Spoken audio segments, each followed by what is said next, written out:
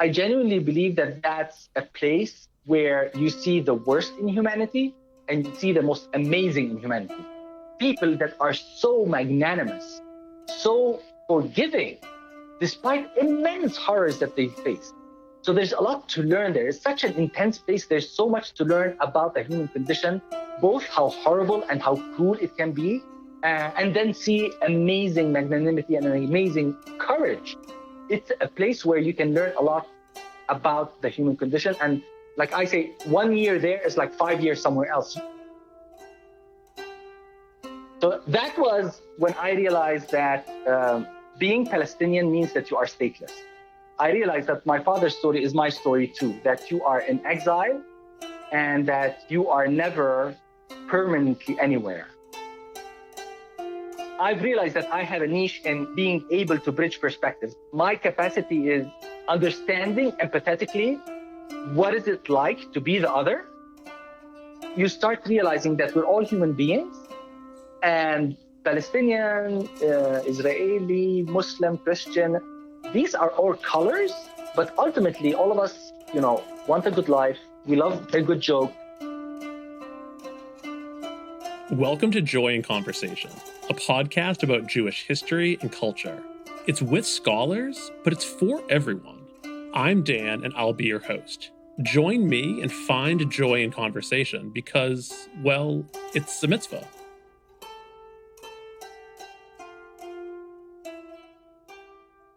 I think a lot about storytelling. I remember when I was in high school and I first realized that there was a lot of history that never made its way into the textbooks or classroom discussions of my formal history education. It would take some time, but eventually I understood that there's power in determining which narratives are told and which are ignored or even displaced. I'd come to appreciate how historical memory isn't just something found in classrooms. And the past isn't something arcane.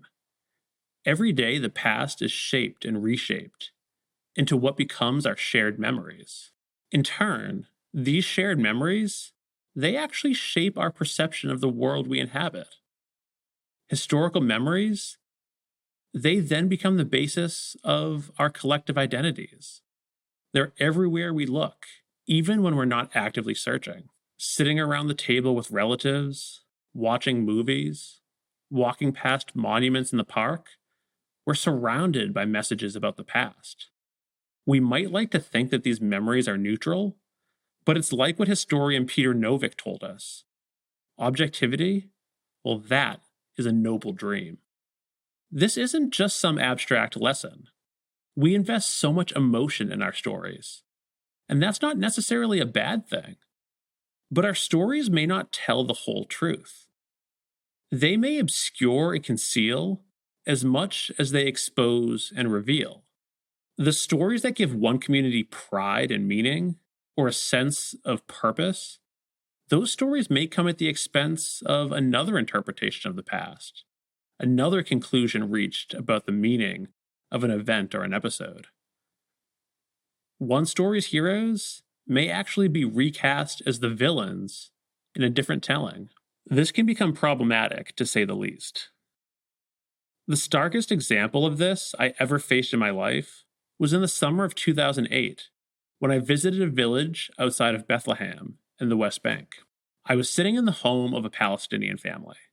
I listened to their stories of 1948. They described these historical events using the Arabic word, Nakba, the catastrophe. I had gone to the West Bank to learn. I heard stories throughout my life about Jewish history, the Middle East, and Israel, but there were so many more stories that I never heard, or at least I had never heard them told with passion and conviction, with longing and aspiration. These other stories, the Palestinian stories that I knew existed, yet somehow seemed inaccessible, were bound up in the memories that I absorbed throughout my life.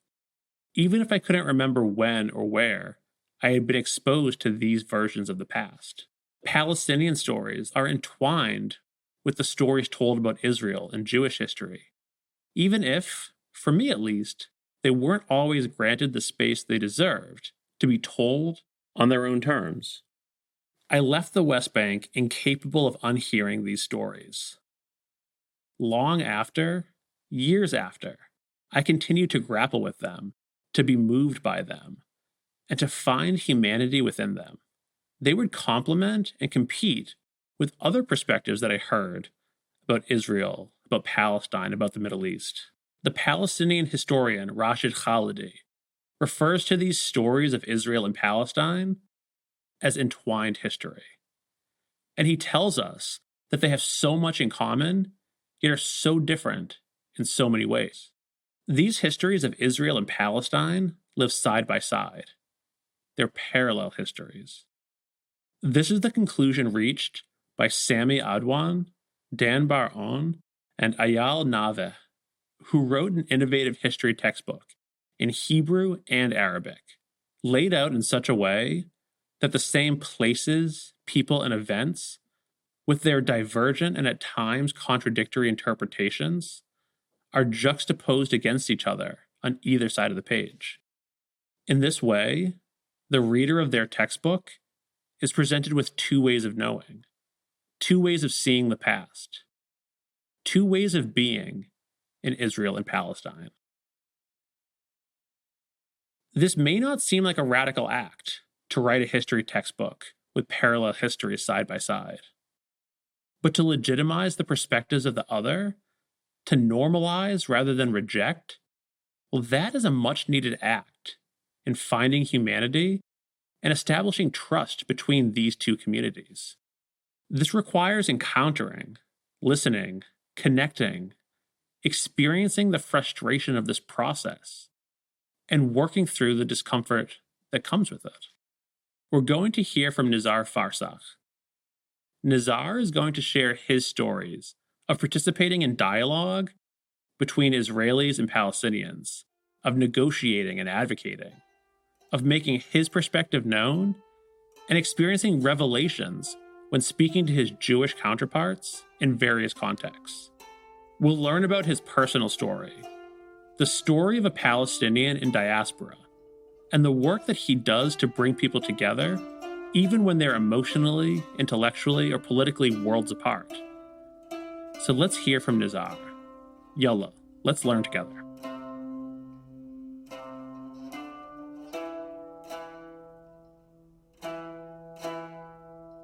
My name is Nizar Farsakh. I was born in Dubai in 1974 to a Palestinian father and an Italian mother. My father was from a town in the West Bank called Bir Zayt, which is just north of Ramallah, and happened to be working in Jordan in 1967. So when the war happened in 67, the Six-Day War, the Israelis didn't let him go back to his hometown, Bir Zayt.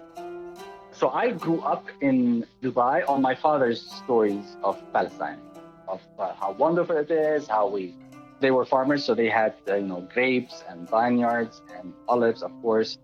So it was always a beautiful place with beautiful things, and his longing to go back. And how when he proposed to my mom, he told her, listen, I'm Palestinian, we're always in trouble, so I don't promise you roses. And my mom used to always joke, say, I was young and naive and didn't know what I was getting into. Had I known. So I grew up on his stories and his faith that he was going back. I remember he would be we would have people over for lunch or dinner, his friends, and he would talk about going back, and they would tell him, you're crazy. You were part of the resistance, you were part of Fatah, you're blacklisted in 3 countries, you're the last person to ever be able to go back. That was in the 80s, but he still believed. And indeed, in the mid-90s, he did manage to go back. And he went back with an Italian passport. Through my mother, we all got Italian passports, and that was his ticket in. He would enter as a tourist to his own village. It became personal, in fact, when I became 17, around 17, 18, in the Emirates. You don't get citizenship by being born there. They don't have that kind of law. In fact, there is discrimination in general for the locals, and you always need to renew your work visa. So I was on my father's work visa, and my father told me when I was a teenager, when you hit 18, I can keep you on my work visa. You're going to need to find a job. And it struck me, it's like, I was born and raised here. Like, why would I need to have a reason for staying after I'm 18? And the real slap in the face that was really shocking for me was my cousin, Nail, who also was born and raised in Dubai, went to Iowa to study, fell in love with a white Iowan girl. And when he wanted to come to Dubai to have the wedding, his fiance, who didn't know where Dubai lies on the map, she got a 10-year multi-entry visa. And my cousin, who was born and raised in Dubai, couldn't get a visa.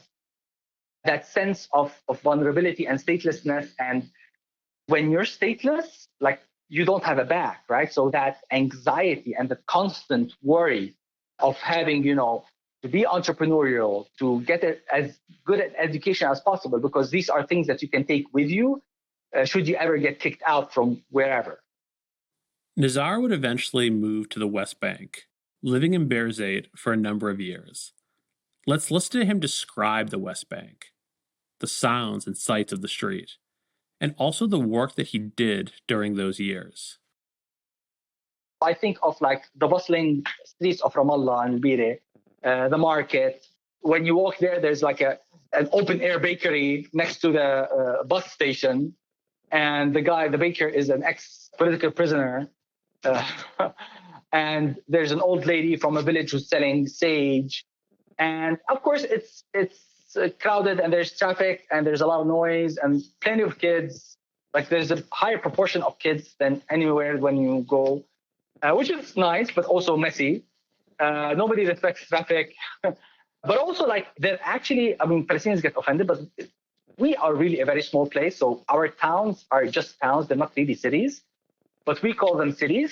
So like Birzeit is like 5,000 people and it's called a city. So like, we have our mayor go to the International Conference of Mayors, and he's sitting next to the mayor of Sao Paulo or like Mexico City, right? And they ask him, how many people are in your, what's the population of Birzeit? 5,000, really? Which hotel are they staying at? In Palestine, I worked in an NGO in Bethlehem, a research center where I monitored Israeli settlement activities and would put reports about them. And then I was part of the Palestinian negotiating team from 2003 until 2008. And there my job was to advise Palestinian negotiators and support them in their negotiations with Israel. And because Palestine is a very small place, I actually got to work with the president, with the prime minister, with various ministries. So it was very interesting and very engaging work, but also very frustrating, because I could see how much more powerful the Israelis were. And if they didn't want to do something, they would just not do it, while we had very little cards. So I realized that the negotiation is not going to go very far. But what broke my heart was the internal fighting between the two Palestinian factions, Fatah and Hamas, in 2007. I had naively thought that Palestinian blood was a red line, and was completely unprepared and completely shocked by what I witnessed. And it made me feel that not only was it disgusting and shocking, I came to the conclusion that I don't know what I'm doing here. Like, there's nothing useful I could think of to do. So I left disappointed and disillusioned and heartbroken. Nizar eventually made his way to the United States, where he would study at the Harvard Kennedy School. While at the Kennedy School, he discovered that he had particular talents that lent themselves to the work that he does now as a trainer. Of course, my upbringing, being from parents from two different cultures and two different religions, at a very early age, I was sensitized to a multicultural world, right? So when I go to Italy, I would realize that my cousins have a different set of values, and what's right and wrong there is different from what's right and wrong in the Arab world. But also the how ignorance is at the source of a lot of those challenges. That is, when I go to Italy, my cousins had all sorts of stupid ideas of what Arabs are about, right? And they genuinely thought that we live on a sea of oil and that we ride camels and what have you. And conversely, when I would go back to Dubai, my friends in school would think, oh, the West hates us. The West is jealous of our religion because we have the best religion. And I was like, not really. We don't even figure on their map. Like the most they think of us is just camel riding, oil drinking, white robe wearing idiots. That's what they think of us. They're not threatened by us at all. Being witness to the falsehoods that people live in and understanding that that's the source of why they think what they think, because the information they have is erroneous because they don't know the other, right? So I was sensitized to that at a very early age. And then going to Palestine and experiencing the difference between my father's Palestine, the stories, and the Palestine that was actually there. Not only did Palestine move 50 years onwards from my father's Palestine, right? It was 50 years earlier, but it was just different, not better or worse, just different. And then my interactions with Israelis and Jews, I had all sorts of misconceptions. The first of which that they are a monolith, that the Jews are one thing and they think all the same. I kept having these encounters of dissonance where my assumptions were being challenged. And the final one I'll share and why I do this work is when I was part of the negotiating team, I was responsible for all border-related issues. My Israeli counterpart was an Israeli settler called Dan Osborn. He was an archaeologist, historian, pretty famous, and with encyclopedic knowledge of the land, right? But of course, he was my nemesis. Not only was he a religious Zionist who believed that Arabs had no reason to be here, he's willing to tolerate us, but he definitely didn't think that we had rights to be there, definitely not equal rights. And on top of that, he was an actual settler who lived in a settlement that was east of East Jerusalem. So like he was living in one of the more problematic settlements. So I had many reasons to hate him. After a few negotiation rounds, there was a round where we realized that there was an area that we're negotiating about, and said it's probably better if we go there physically and talk through the landscape, because it was like a hill and a valley. So we went there, and we're at the bottom of the hill and looking at the hill. And Danny goes on and on about that hill and the town that's there and how the name is originally Hebrew that got Arabized, and the mayor in the next village, his name is so-and-so, and his family name comes from this clan, and this clan used to be a Jewish clan that had to convert to Islam, and so on and so forth. And I was like fascinated because my master's dissertation was actually about that hill specifically. So I actually know it very well, right? I was like, wow, Danny and I are looking at the same hill, but we're seeing two very different things. And it was then that it dawned to me, my job as a negotiator, if I want an agreement from Danny, I don't need him to believe me and adopt my narrative and my history. That's not necessary. I need him to sign an agreement. I need him to come to an agreement with me on an arrangement where I can get a fully independent Palestinian state, where I'm completely free and I don't have any Israeli soldiers telling me where I can or cannot go, in control of my resources, and an agreement that for him provides security for Israel any way he sees security. I need Danny to be happy with the security arrangements. They need to make him feel safe. Whether I think this is too much or too little is irrelevant because I need him to agree. And likewise, I'm gonna need to make sure that he understands what independence means to me, what level of freedom, what level of independence and sovereignty looks like that would satisfy me for me to sign the agreement that has the security measures that he wants, right? And that's when I had that epiphany of the importance of appreciating narratives, that these are conduits and windows that allow you to understand what is important to another person, and therefore what is it that they are willing to commit to. So much of what Nizar shared is about building bridges by appreciating narratives. The narratives that we internalize motivate so much of what we do in the world, but they can become islands, separating us from others. But Nizar has some advice for what we can all do to bridge the divide between narratives. Let's learn from him, not just about building bridges, but about actually crossing them. Because these connections are about movement. The movement we make from our starting points in life to our end point, endpoints that can promote understanding, compassion, and dignity? Number one is definitely go there. If you cannot go there, meet Palestinians and meet Arabs and meet pro-Palestinians as well, and know that if you want to learn, you're going to hear stuff that you don't like hearing. So long as you're clear about your purpose, that I want to understand, I don't want to agree, I want to just understand and get the opportunity to hear something new and learn something new, know that you are going to get hurt, you are going to get offended, and that is fine. Content yourself with the fact that if you felt offended, if you felt hurt, then you probably heard something that you didn't hear before that allows you to understand better what's happening.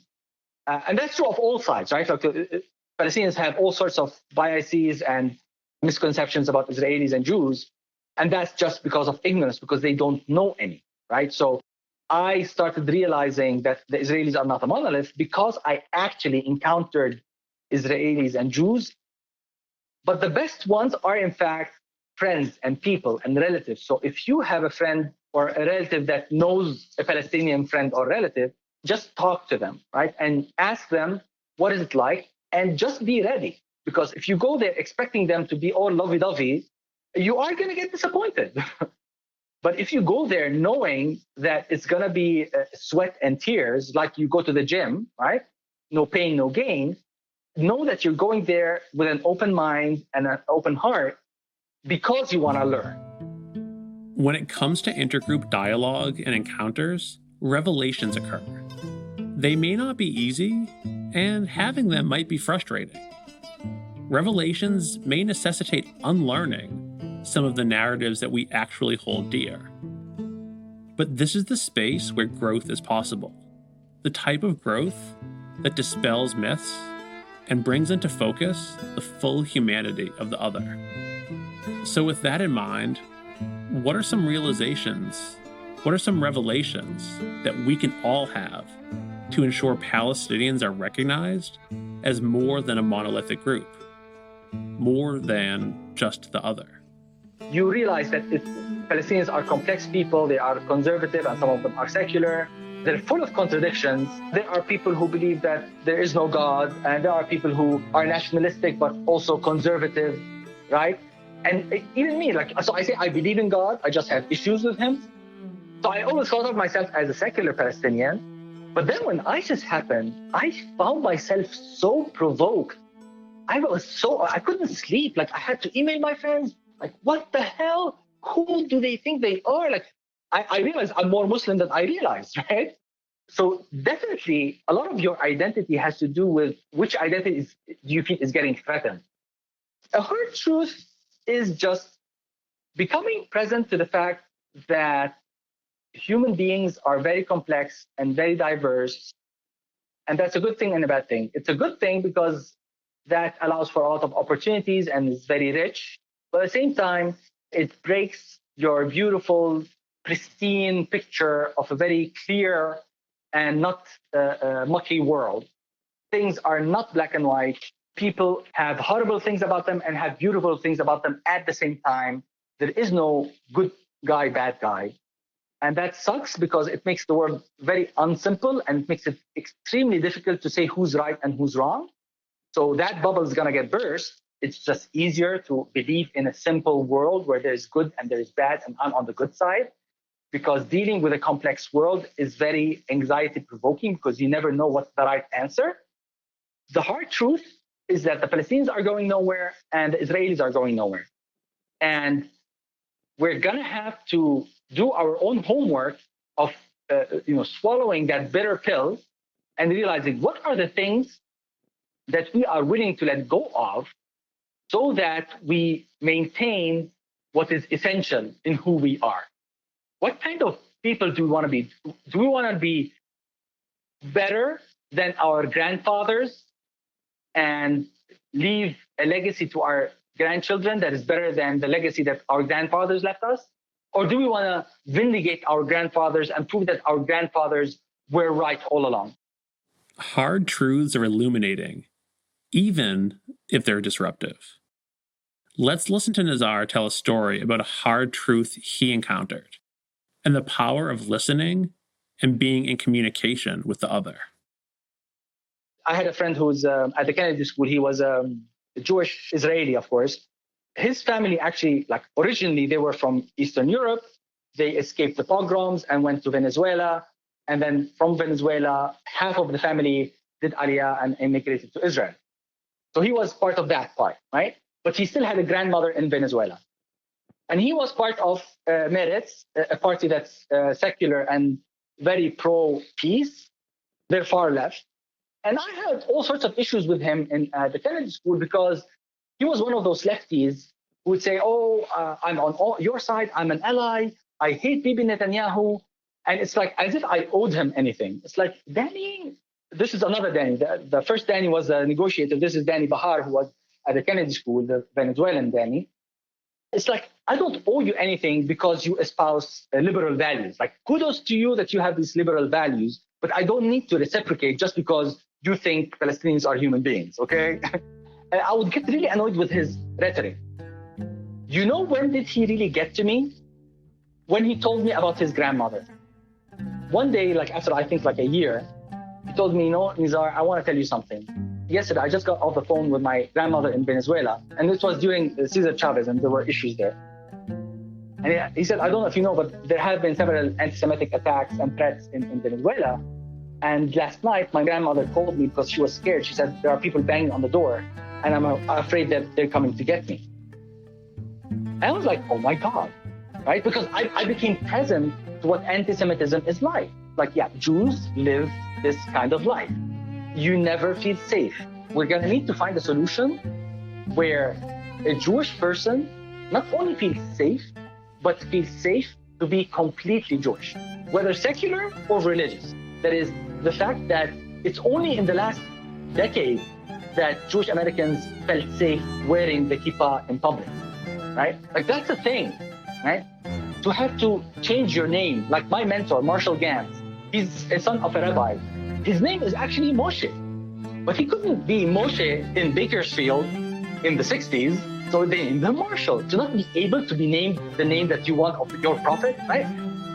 That's a reality experience, and that's a reality Palestinians also experience. So understanding that, no, we're not gonna get the romantic Palestine of old.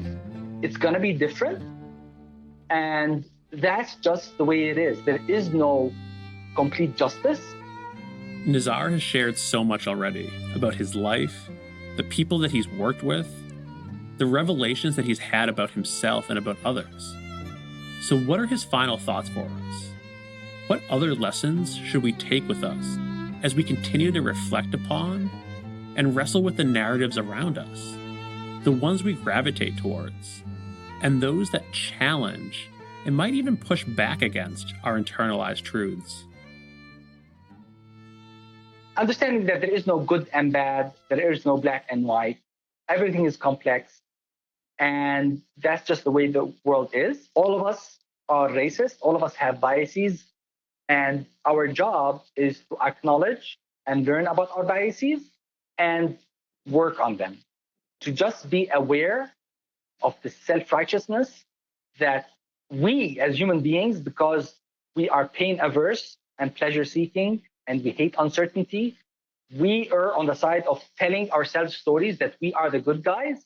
But ultimately, there are things that we are doing now that are imposing on others. Understanding that you're never gonna get there, that it's a process, that it's a continuous voyage of trying to improve the human condition.